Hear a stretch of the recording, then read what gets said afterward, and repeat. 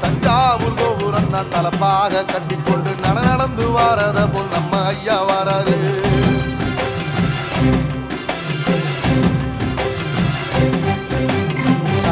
கொடுத்ததென்ன சீதக்காரி இறந்ததென்ன ஐயா உசுறு வர அள்ளி அள்ளி தருவாரு. சாதி சாதிக்கு ஒரு சங்கம் வச்ச நாட்டுக்குள்ள எல்லா சாதிக்கு ஒரு கோயில் போல வராது.